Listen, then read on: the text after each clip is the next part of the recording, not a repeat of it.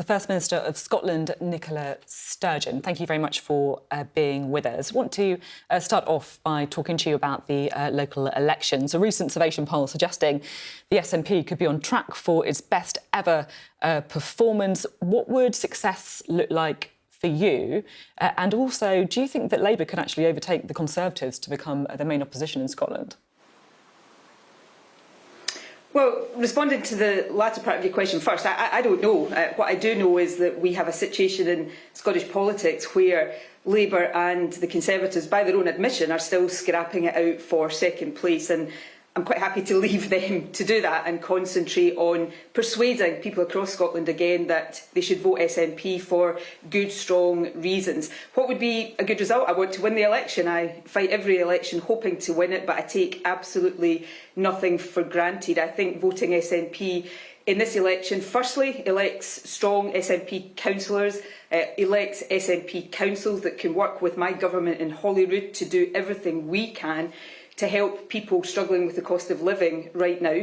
But the election is also an opportunity to send a very clear and a very loud and emphatic message to Boris Johnson, to tell Boris Johnson that people are disgusted at his antics and really frustrated at his inaction and that of the Chancellor on the cost of living. So that's the opportunity people across Scotland, indeed people in many parts of the UK, have on Thursday. Of course, they might be voting on issues a bit closer to home as well. Issues like the recent controversy over 2 ferry contracts in Scotland. £150 million over budget, 5 years late. I mean, often I think to viewers across the country, you're seen as someone who's very on top of the details, someone who's competent. But to be honest, I really don't understand how buying 2 ferries can go so badly wrong. This is the epitome of incompetence, isn't it? Well, firstly, to agree with you on the point that people will vote on a whole host of issues, and people, yes, will vote and record a verdict on the performance of me as First Minister and my government. That's what elections are about. It's in the nature of it. And as you rightly said, opinion polls suggest that people will vote SNP more than they will vote for other parties, but I don't take that for granted. On the ferries, an issue in terms of the delay to those 2 ferries and the cost overrun, something I have expressed regret about. We're focused on making sure we deliver those ferries. The history of that issue, of course, is that 2 ferries were procured. The shipyard in which they were being constructed was in private ownership. The ferries started to run over time and over budget. That private company, the shipyard, then went into administration, and my government took it into public ownership in order that we could safeguard the future of commercial shipbuilding on the River Clyde, and we have secured that. There are 400 people working in that shipyard now, earning a wage, supporting their families that wouldn't be in those jobs but for the decisions my government had taken. And we are focused now with new management at that shipyard, which is now of course in public ownership, to get those ferries completed. But absolutely, one of the things I think it's important to do when you're a leader is to concede when things don't go right, because in the nature of government, not everything goes right all of the time, and when things go wrong, you have to face up to that and you have to focus on putting it right, and that's what we are doing on this particular issue. I think the other thing that people are really concerned about over what happened with the ferries is the lack of paperwork. So there isn't paperwork showing why the Scottish Government awarded the contract in the first place to the Ferguson shipyard. That's according to a report by Audit Scotland, which, by the way, was against the advice of the public body overseeing it, the Caledonian Maritime Assets Limited. What happened to that relevant paperwork? Was it not done or was it lost? OK, well, the judgment of the Auditor General, who of course heads up Audit Scotland and was responsible for that report, is that this is a single piece of documentation amidst the 200 documents, the 1,500 pages of documents that are published, that was not created. That's the judgment of the Auditor General. And to be very clear about that, it's a piece of paper, though. It's not just, the kind of index or something, is it? Well, I was going to explain what it was if you let me finish. On the 8th of October 2015, a submission went to a minister setting out the concerns of CMAL, the organisation you referred to a moment ago, and setting out the mitigations that had been taken to address those concerns.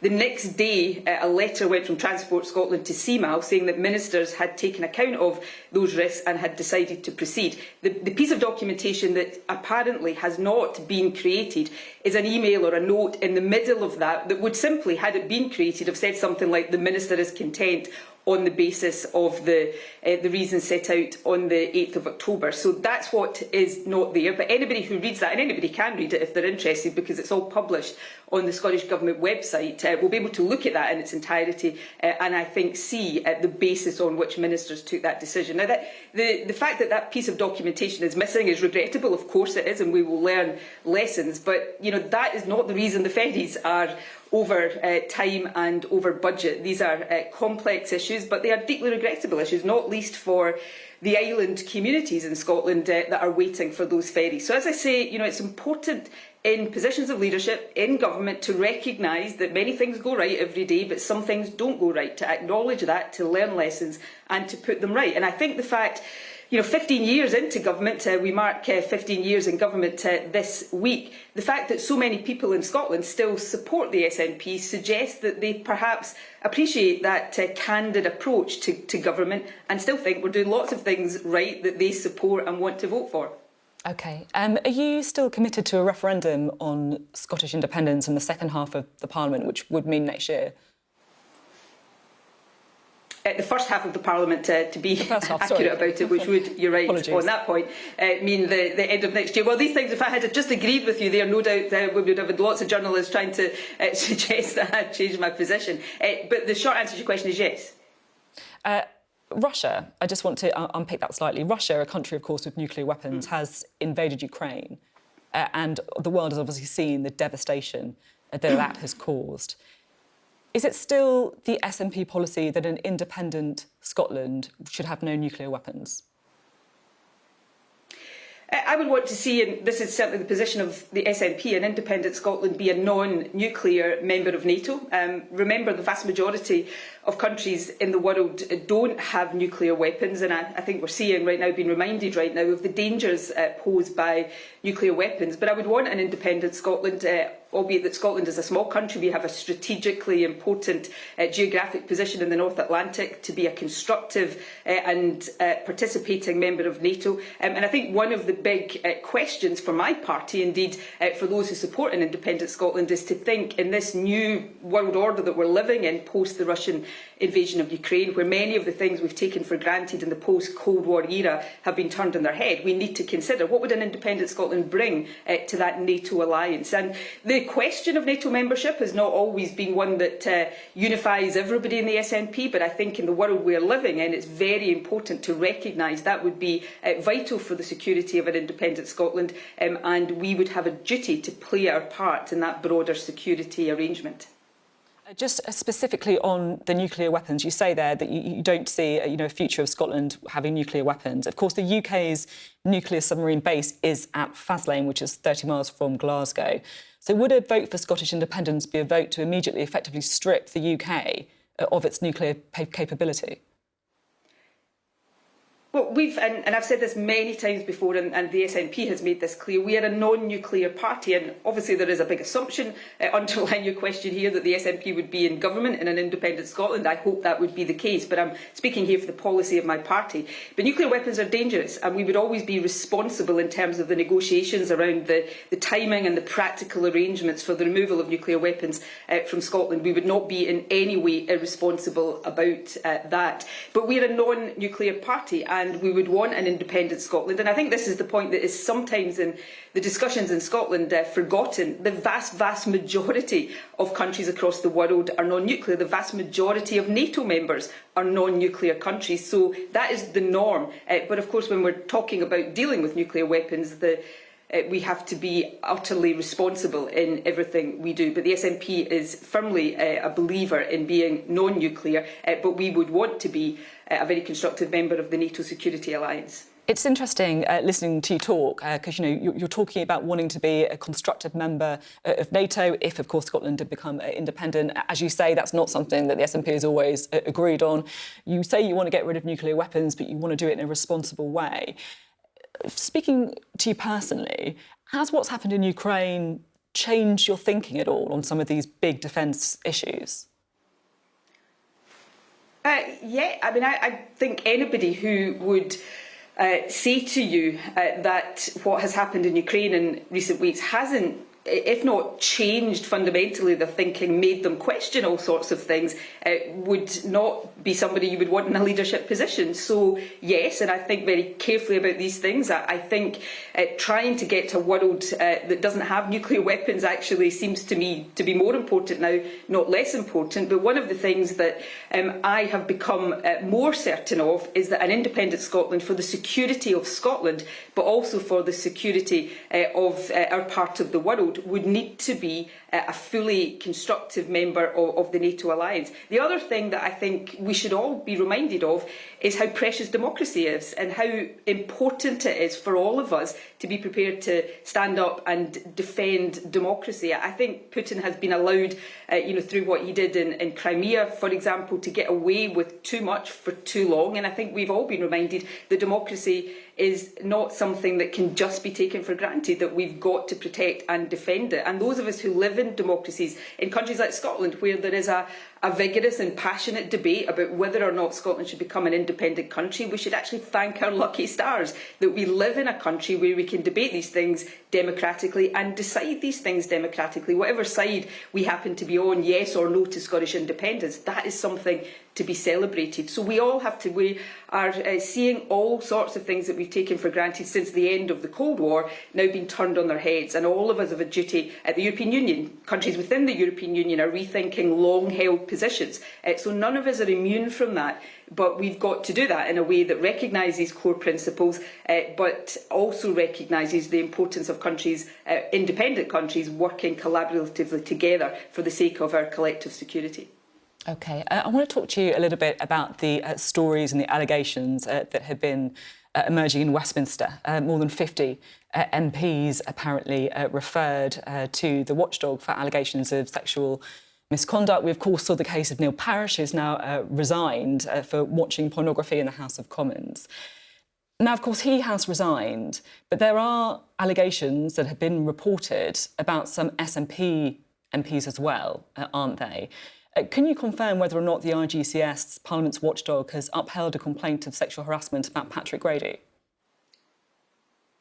I don't know. I've seen what has been reported. As I understand it, the process is underway. I have not seen any findings, and I'm not trying to dodge this. It's important that the process is allowed to proceed. When I do know whether finally things have been upheld, I'm happy to come on and talk to you about that, and I'm happy to be open about what I think should happen in those circumstances. But I don't know what, if anything, has been upheld, and it would therefore be wrong and actually not possible for me to go into detail about that. But what I will say is I think parties cannot simply throw stones when it's people in other parties who are being found guilty of these things. We all have to apply these standards to ourselves, and I will not shy away from that when I do know what the outcome of these processes are. OK. Of course, you're right to say that they are allegations. We don't know, the full facts at this stage. Very important to say that. At the same time, though, if you are someone who, has always prided themselves on rooting out sexism, or on criticising other parties, if you feel that they're not doing the same, should someone not be suspended or have the whip suspended while investigations are ongoing?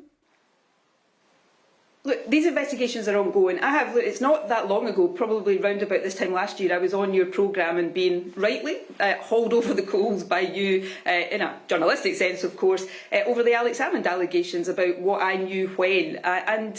These things are difficult, but I, ended up in a position where I was subject to investigation there because I wasn't prepared to see allegations simply swept under the carpet. So I agree with you. It's really important when things conclude in a particular way for parties to take responsibility for that and act appropriately. In this case, though, the process is ongoing. I don't know what, if anything, has been upheld, and I'm going to wait for that process to conclude, and then I'm happy to come back on your programme and talk about it in detail at that point. OK, a bit more widely, should we try and sort of get the bigger picture now on misogyny and sexism directed towards women in public life. We, of course, remember the coverage of Andrew Rayner's so-called basic instinct moment when she was apparently just crossing and uncrossing her legs.